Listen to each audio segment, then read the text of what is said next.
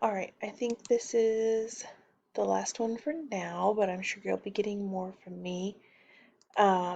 So on your weekly planner, when you go to Lessons Weekly Planner, this is what I used last year to print out for my lesson plans. You can print this, but if you have just opened Curriculum Track, probably all that shows up right here is the title of your lesson, class verse, books of the Bible, etc.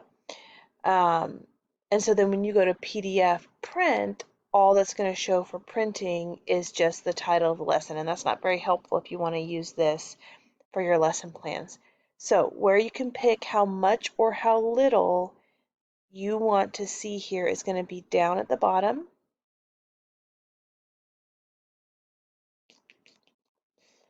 Click here to edit which fields appear in this report.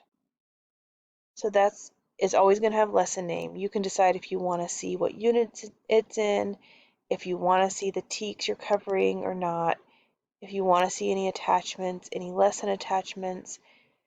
And then this is the stuff that you've typed in for your lesson. So you can decide what you want to see if you're using this as a lesson plan. So do you want to see the objectives, the materials, the resources, procedures, assignments, assessment? You can pick any of those things that you want to be able to see in your lesson and save. Now, if some of those things you're like, that's too much, I don't need to see that piece, you can uncheck and you won't see that piece, um, or you can keep it checked. And what it's going to do is when you print it, now I will say here there's one include TEKS descriptions when printing.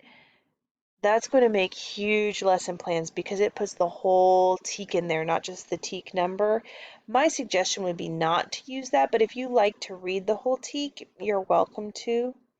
When you click print, each of these then is going to be a page. So like I would have, or that's how I did it. I like a page break between each. So I would just have a page with my Bible lesson plans for the week, a page with my math lesson plans for the week, a page with spelling. And I would just keep one science page because I'm going to have the exact same things on both since I'm teaching both of those. And then I would just staple it and have that where it was easily accessible to me. So that's what I did to use that for lesson plans. But again, when you first start with Curriculum Track, all you're going to have is the blue title of the lesson, and that's all that's going to show up when you print or here. So you have to go down to the bottom, click here to edit which fields appear, choose what you want to be able to see, save, and then you will have access easily to see that information.